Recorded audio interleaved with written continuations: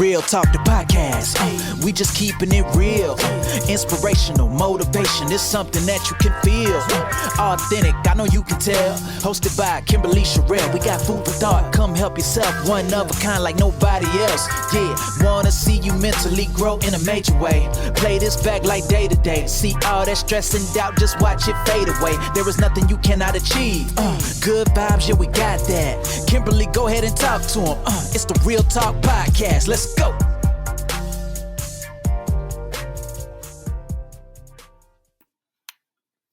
Hello, beautiful listeners. Thank you for joining Real Talk, the podcast. I am your host, Kimberly Sherrill. Thank you for joining me today. Whatever day this is that you are listening to this episode, just know that you are greatly appreciated. I have with me in the guest chair today, the lovely Miss Stephanie Wynn. Hello, Stephanie. Hi, how are you? I'm wonderful. So will you please tell the beautiful listeners about yourself? My name is Stephanie A. Wynn. I am a published author of the entitled book, Readi-Set-Go. That's Ready with an I, Set Go, a simple guide to establishing a successful small business. And I am the co-founder of JNS Communications. That's a branding, marketing, and business development agency. Awesome. So tell me, I know that you are a native of Florida. Tell us, what was it like growing up? Oh, growing up in Florida was amazing because, we're like, I'm 5 minutes from the beach. And the weather is the sun always shines. Even when it rains, the sun is shining. So I grew up here, born and raised in St. Petersburg, Florida, have always had a love for the beach. The beach is where I go do my writing. And it's just amazing. It's amazing here. Oh my goodness. I am so jealous right now. I believe firmly that I was like a mermaid or a fish or something in another life, because any opportunity I have to get to the beach, I'm on it. I'm all on it. So right now, living during this pandemic and not being able to visit the beach it is killer. It is killer. So you've been an entrepreneur for many, many years, and you started your first business at the age of 23. Tell us about that experience. So yes, at the age of 23, I started my ice cream shop in the south side of St. Petersburg, Florida. It was called Chunky Sunday Ice Cream. And I always had that entrepreneurship drive in me. I knew that I wanted to bring something different. I didn't want it to be a regular ice cream shop. I wanted to give the community something that they can go to and enjoy. And so what I did was I went on this journey, this entrepreneurship journey of finding a location, finding the perfect location. And so I found this location. It was between a barbershop and a beauty salon. And across the street was a nursery school.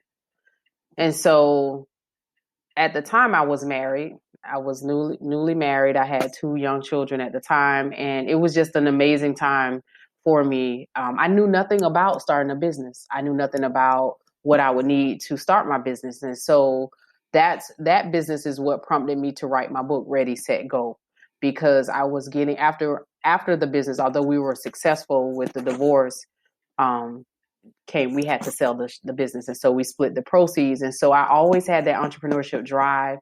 And so as I was going on my entrepreneurship journey, people will always ask me, Stephanie, how did you start your business? What did you do?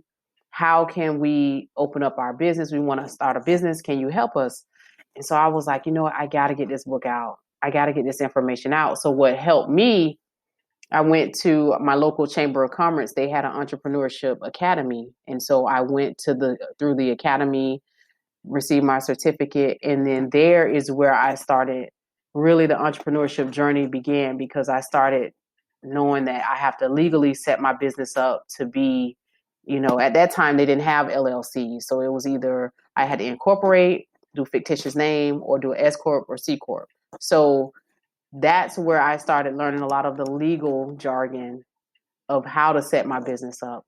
That's where I found my accountant. That's where I found my financial advisor.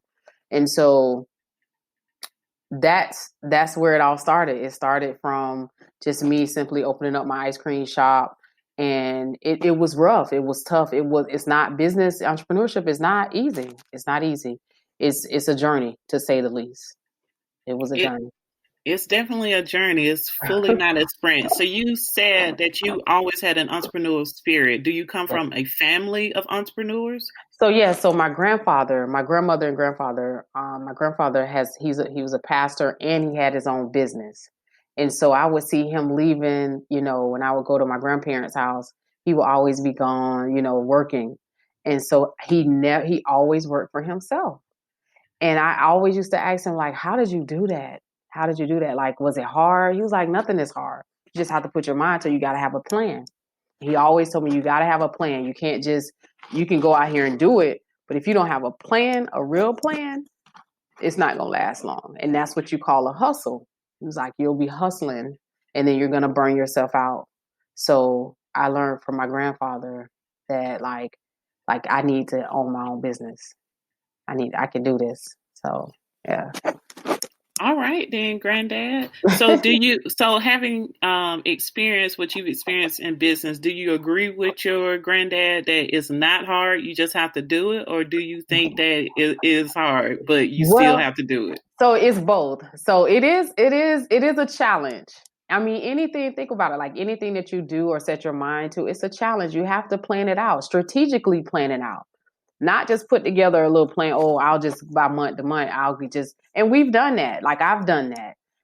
But you have to strategically plan so that you can set yourself up for success. I truly believe like if you set yourself up for success, you plan it strategically, you're going to be just that much more successful. Now, entrepreneurship, it's about failing. You're going to fail in maybe marketing or advertising, or maybe you didn't position your business in a good location. You may fail at those things, but you have to keep going. Like it's all about starting over. That's what entrepreneurship is. You start over. It may not work. You got to go back and do it again. Go back to the drawing board. Maybe we need to adjust the numbers, whatever the numbers look like, and just keep going. Like it's all about going. I mean, I have such a passion for entrepreneurship. Like I eat, sleep, and breathe it. My friends like, girl, do your mind stop thinking? Like, do you stop? No, because this is like when you wake up and you proud of what it is or where you've been and you can share it with the world, that's success to me. 100%. So you also worked at JP Morgan Chase, and you were a former broker dealer with Invest Financial. So was this before or after or during the ice cream shop? So it was during. So my background is financial services. So I did a lot of trading, mutual funds, stocks, bonds, and trading, and we call it the back office. We did most of the back office transactions. And so I did that for over 20 plus years. JP Morgan was one of the firms that I worked for, and Invest as well was one of the broker dealers that I worked for as well. And so a lot of my customer service, a lot of the skills that I gained helped me with building my business. And it was during that 20-year time span, like it was where I stopped and said, okay, I'm going to step out of corporate America for a while and start my business. And then I had to go back to corporate America. Some people they say, okay, I just want to leave my 9 to 5. You can do that, but you got to have a plan. You got to have a plan. That plan needs to be solid and it needs to be strategic. So that's basically what I did. I left, and again, I was married. I left corporate America, but I was strategic in how I positioned the business. On Thursday, Friday, Saturdays, those were our busy days. And so I was making more in my business on Thursday, Friday, Saturday than I ever made on the 9 to 5. But again, it's all in how you strategically, you gotta have a product or a service that the people want or need. I mean, I know ice cream isn't a need, but Well, I think those kids in the nursery school would disagree with you. Yes. That was some very strategic planning for the location to be across the street from a nursery school. I know those parents used to be trying to get those kids in the car as quick as possible before they start pointing. And then on Fridays, I would have like 25-cent cone dates for the kids. So for an Ooh. hour on Fridays, they can come over 25-cent. We had a little miniature cones and they can, get their flavor of choice on the ice cream. Wow. Yeah. Wow. I'm so glad you were not across the street from my kids' school. All right, Stephanie. So your current business is J&S Communications. Tell the listeners about J&S Communications. So J&S Communications, it is a branded marketing and business development firm. And what we do, we represent emerging authors who want to build their conquer their platform, monetize their intellectual property, and make an impact. All right. So what type of clients do you mainly work with? Is it just authors or? No, so we service, we assist authors, speakers, coaches, consultants, and small business owners. Okay. So how did J&S Communications come about? So Jessica Leanne, which is my my business partner, we came together about 3 years ago when we were. She did my press kit for me, my media kit, and we just started working together from there. Our personalities gelled real well together, and so we said, we got to get this information out to the people. We got to help these authors because we were getting so many people coming to us, and they didn't know how to market or brand their book. They didn't have a platform, and so we had to teach them. We were teaching them like, hey, you got to build a platform first before people will buy your book. So most authors, when they publish their books, they'll just say, my book is on Amazon, buy my book. But nobody knows who you are, So you got to create a presence, and people need to know who you are before they will buy your book or what even your book is about, because everybody is not your target audience. And I tell people that all the time. Everybody's not my target audience for my book. My book is for the startup, not for someone who's been in business for 30 years. I mean, they can read it and get some information from it, but I'm looking for the startup, people who don't know where to start, people who don't know how to start a business and they need help. That's our goal, is for our authors or any of our clients to build a platform, because you have to have a platform before you start selling, and you have to give back. You have to serve others first before you start to see the fruits of your labor. You got to give back. I agree totally. So what have you found to be the biggest guidance in your background that now helps you with J&S Communication? Was it your work at JP Morgan? Was it owning the ice cream shop? Was it writing your book? Like, what has guided you the most with J&S Communications? I think God has really truly guided me the most in this. None of it makes sense because that's how he works. And it's never going to make sense. You may have a plan, like I had a plan to do X, Y, Z, but he had something totally different for me. You know what I'm saying? And I think my experience with starting, I can go even further back. I think starting the ice cream shop is what got me here today. Starting an ice cream shop is what stemmed Readi-Set-Go. And Readi-Set-Go is what helped me get to J&S Communications. Okay. All right. Definitely can understand that. So let me ask you, for the listeners right now, someone may be writing a book, and you mentioned that you need a business plan. So most people think about a business plan when they're getting ready to start this big company. They need to have this business plan and all of these things. Can you, without giving everything away, explain the importance of a business plan for a book?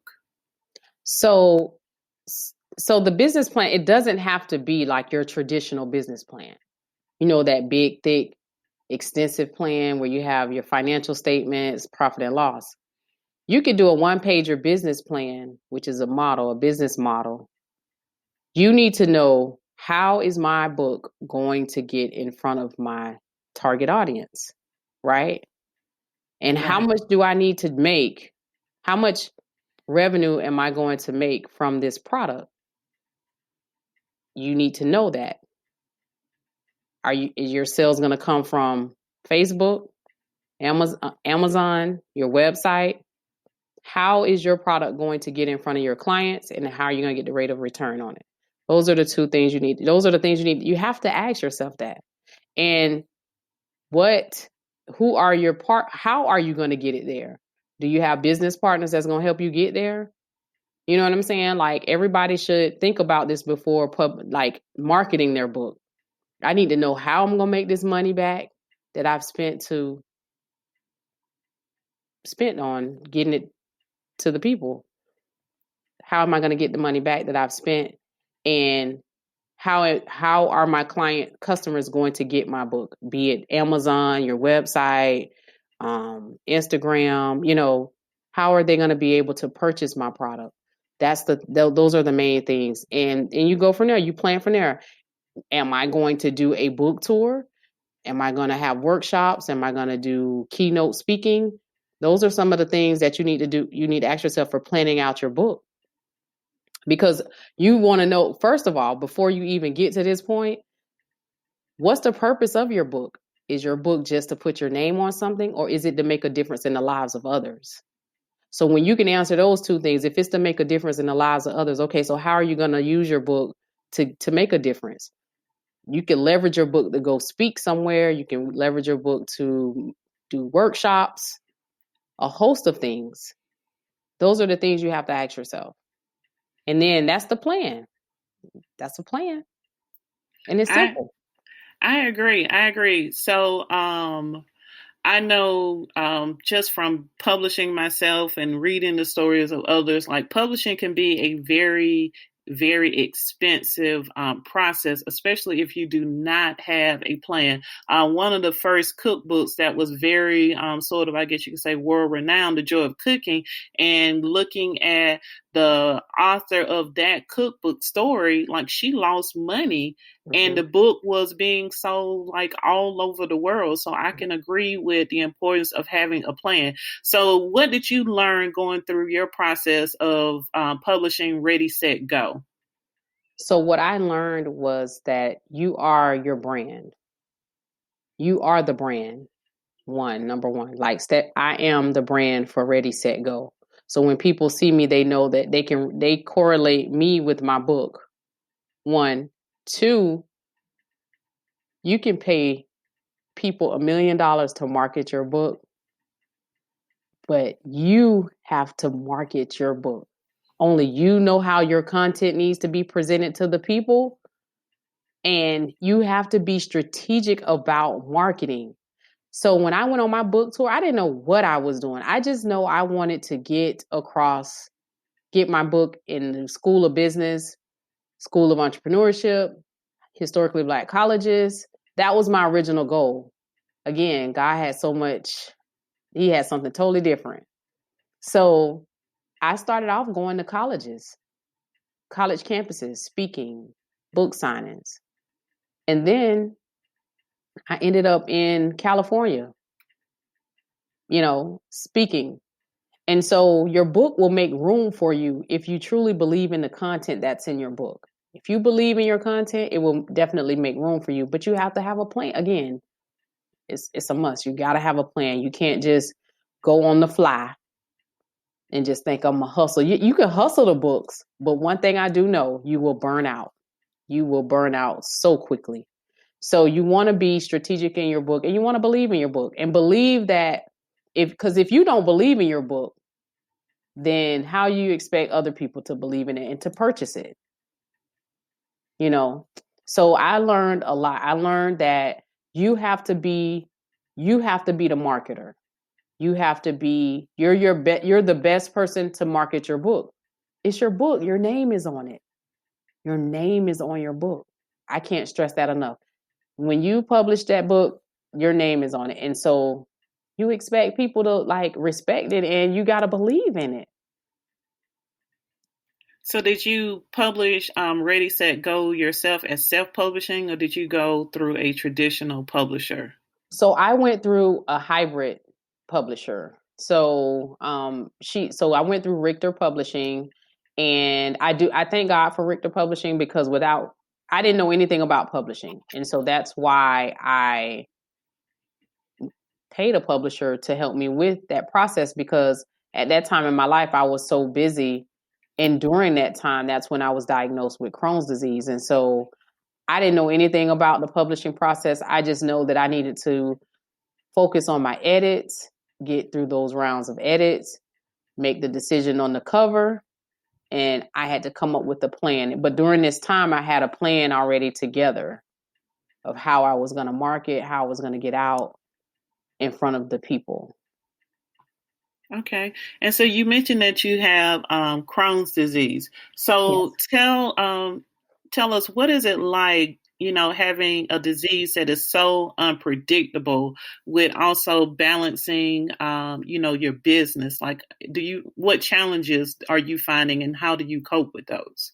So it's very debilitating. Like every day. So Crohn's, number one, is an autoimmune disease, inflammatory bowel disease. And so it fights against me every day. So some days I'll get up, I can't even get out of bed. And some days I can get up and I walk. I can land on my 2 feet. But I meditate a lot. I do yoga, I meditate, I pray, and I make sure I eat clean. That's the key. And I eliminate stress. Stress is the number one trigger for Crohn's flare-ups. So I make sure that I eat clean, I stay stress-free, and I make sure that I just put one foot in front of the other every day. Keep pushing, just like Granddad said you have Yes, to do. keep pushing. And so many people who have not went down the path of being an entrepreneur, people really believe that you get in business for yourself so that you can do what you want to do when you want to do it. And that is the total opposite of really what being an entrepreneur is. Yes, it is. It definitely is. It is. It's like double the work that you would do or triple the work. Yes, it's triple the work, and I commend you for still pushing, with such a debilitating disease. I have several friends who suffer with Crohn's, and it is truly debilitating. So it is very inspirational that you are still busy pushing through, doing so much in spite of. Yes, I found that I have to keep moving, because I can't let this define who I am. This condition. It's just a condition. And so I can get through conditions. So, and that's my goal, is to keep pushing. I'm gonna fight. Now, some days I cry, but I keep going. I have to, Not giving up is truly the thing. It's Thomas Edison who failed so many times with the light bulb, and he simply said, I think it was 125 or 126 ways in which the light bulb does not work. Yes. That's awesome. So what's next? What's next for Stephanie Wynn? Is there another book in the making, expanding? So I have 2 books in the pipeline right now. I have my Crohn's book. That book is about my journey surviving IBD. That's going to be like a transparent book. So it's going to be, helping those who are suffering with this condition, just to give them some, inspiration or motivation, or just empowerment to just keep fighting. You have to fight. For my Crohn's victims out there, or survivors. You have to fight, and you can't give up. I know it's hard. It's so hard to say that, and I feel them when, like, my stomach like cringe when I say that, but it's hard. Don't give up. So that book will be, hopefully I'll be done with that this summer. And then I have another book. Again, when I was on my book tour, I met a professor out in California. And so we're working on a book together and that's for our Black and Brown community. And so again, you have to have a plan for your book, because having a plan, even doing a book tour, will open up the doors for opportunities for something totally it will blow your mind. So never in a million years I thought that I would be co-authoring a book with a professor out in California. So it's just amazing. Like, your book will make room for you. You just have to believe in it. Awesome. So you have 2 books in the works. You think any other companies you're going to start up or expound on J&S Communications? So my goal is to establish a nonprofit organization to help. I really want to help give back to our community with the youth, teaching the kids how to read and write, and teach them table etiquette, and just so that when they grow up, they understand, what it is to comprehend what they're reading. Kids, they read, but that doesn't necessarily mean they comprehend what they're reading. So my goal is to do that, have a reading program for the youth. And I also want to help those who are less fortunate with reading and writing, because a lot of homeless people, some of them are very intelligent. Some of them have college degrees, PhDs. They just need help getting back into the community and getting back situated with life. So that's one of my goals, is to help the homeless community, help the children, the at-risk children who are less fortunate. And that's pretty much it. Oh, wow. Okay, that's awesome. So before we can end this interview, I have this little ending round, sort of like being in the hot seat. We keep it real. So I'm just going to ask you a series of questions. You give the audience your honest, real answer. Okay. All right. So my first question is, tell the listeners one book that you read recently that you found very inspirational or educational. That is 10X Rule by Grant Cardone. There's a chapter in there called Excuses. He breaks it down. He talks about, and I never thought about this until I read this book. Excuses, that's something that we choose to do. Like, if you're late for work, you're late because you didn't get up in time. That's a reason, right? Right. So, and he breaks it down and it was so powerful. I was like, oh my gosh, this is like, I needed this. So the 10X Rule by Grant Cardone. All right, listeners. So if you're looking for a book to check out, that is one that Miss Stephanie Wynn found to be very inspirational. So my next question, if you could choose anyone to be your business bestie, who would you choose and why? It would be Dr. Bill Winston. Okay, why? Because he has been one of my, he's my mentor, and he doesn't even know he's my mentor. He's so strategic in how he uses scripture and apply it to business. His story is amazing. He moved to Chicago with $200, and he has a business school. He teaches you how to set your business up strategically. So if that was one person I would want to be Dr. Bill Winston. Have you met him? No, that's on my 300 items for 2020 to meet him. Yes, to meet him. All right. I like that. Everybody, I think, has like a bestie or a mentor that they haven't met yet that they hope to meet. Great. So my next question, when you are an entrepreneur, when people find out that you're going to start a business or you just started one, they love to give you unsolicited advice.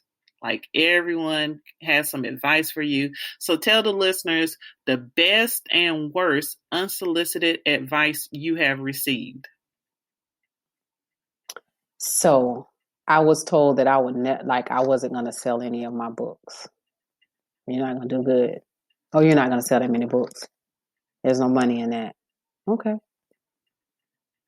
That's So, a myth too. I don't know yeah, why people think no one is right, reading anymore. That's a right. myth. And so I had to realize that the person that it was coming from,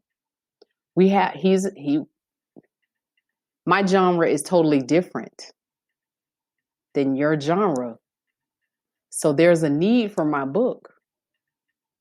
And so at first I was taken back, but then I was like, mm-mm. When people tell you no, you go harder. You go just that much harder. You don't let them tell you you can't do something. And then you have to think about the source that it's coming from. Right. Again, it goes back to if you truly believe in what it is that you're putting out and the content is good and you know it's going to impact that person. It only takes one reader to see your book, right? Right. And that one person can just tell the world, hey, you need to go get this book, right? So it only will take one person, and you can't listen to that. Don't listen to the naysayers. You got to keep going. You got to keep pushing and believe in your content. Believe in what you're putting out. Great. So yeah, I don't know where that come from, but I'm glad you did not listen to that naysay. So what has been the best business advice you've received?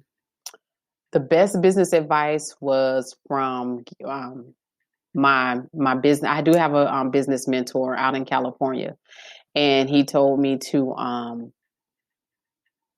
you never want to be the Lone Ranger when you're starting a business. Meaning, you always want to have strategic partners on your team. Someone who believes in the vision, and they have to have 3 of these qualities. They have to be humble, right? They have to be people smart, and they have to support the vision. Hungry, humble, and smart. Those are the 3. Wow, I like that. Hungry, humble, and smart. They can't have one of the 3 or 2 of the 3. They must have all 3. So they need to be hungry, humble, and smart. Wow, I like that. I can agree with that. Okay, so my last question is what is a training or webinar or conference that you last attended that you found to be beneficial?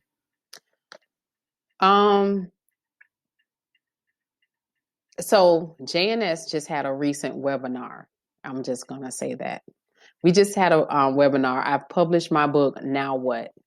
And that was to go through the training as the co-founder. I thought that was really, really helpful to just not, and I'm not selling it. I'm just saying it helped those who were having questions about after you publish your book, now what? We talked about publicity, marketing, branding.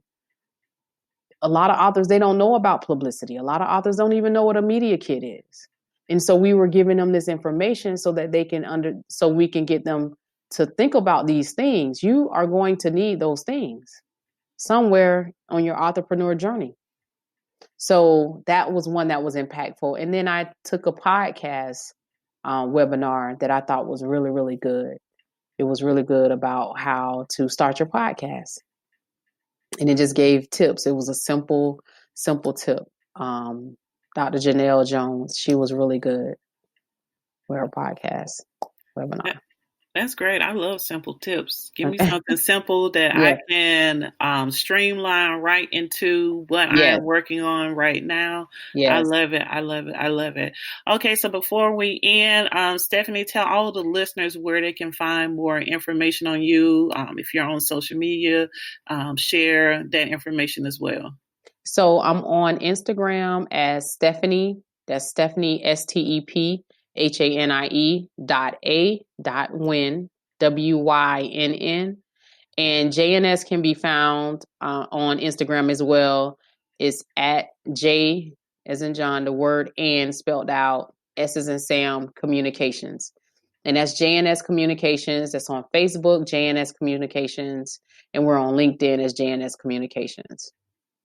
All right. Wonderful, wonderful, wonderful. All right, listeners, if you have questions, you're looking to start a business, definitely advise you to check out Readi-Set-Go by Miss Stephanie A. Wynn, and be sure to follow her on social media. Stephanie, I just want to say thank you so much for joining me today in the guest chair. Thank you so much for having me. All right, listeners, I thank you for tuning in to this episode of Real Talk, the podcast. You are beautiful as always. I hope to read some of your comments about this interview, and definitely want to encourage you again to follow Miss Stephanie A. Wynn. To everyone listening, have a beautiful day, and remember to always stay real.